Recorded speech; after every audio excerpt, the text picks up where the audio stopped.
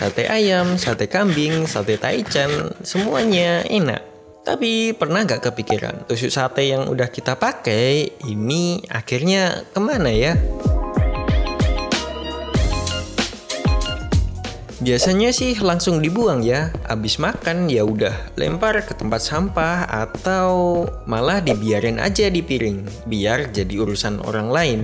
Nah, ternyata nih ada cerita sedih di balik sampah kecil ini. Seorang petugas kebersihan di Bandung meninggal setelah kakinya terkena tusuk sate yang dibuang sembarangan.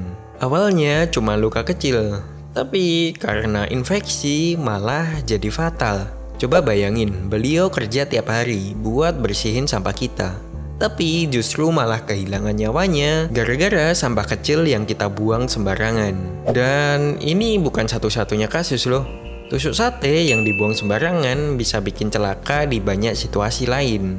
Oke, mungkin ada yang mikir, tusuk sate kan kecil, emangnya berapa sih jumlahnya?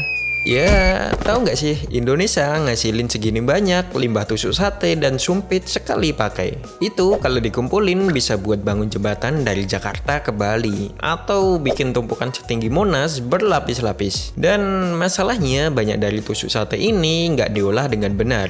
Jadinya ya numpuk, nyangkut di mana-mana, dan yang paling parah sih bisa bikin celaka. Bayangin nih ya, ada kucing liar kelaparan, nyari makan di tempat sampah. Malah luka kena tusuk sate yang dibuang sembarangan. Atau kamu lagi jalan santai, tiba-tiba kakimu kesakitan. Pas dicek ternyata udah ada tusuk sate yang dibuang sembarangan. Ingat cerita Pak Wawan tadi? Kejadian kayak gini buktiin kalau sampah sekecil ini bisa jadi ancaman serius. Nah, sekarang pertanyaannya, gimana caranya hal kayak gini biar nggak kejadian lagi? Nggak mungkin kan kita berhenti makan sate?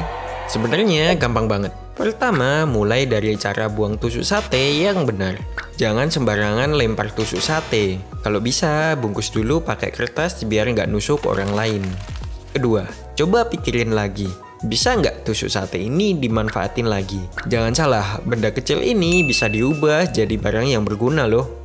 Selain itu, yang gak kalah penting adalah edukasi. Kasih tahu keluarga, temen, atau tetanggamu soal bahayanya buang tusuk sate sembarangan. Semakin banyak yang sadar, makin kecil kemungkinan kejadian buruk kayak Pak Wawan terulang lagi. Jadi sekarang kita udah tahu, tusuk sate bukan cuman sekedar sampah yang sepele kan? Kalau punya ide lain buat ngurangin sampah tusuk sate, komen di bawah ya. Dan kalau nemu tusuk sate di jalan, coba deh pungut dan buang dengan benar. Siapa tahu hari itu kamu jadi penyelamat tanpa jubah. Sampai ketemu lagi di video selanjutnya.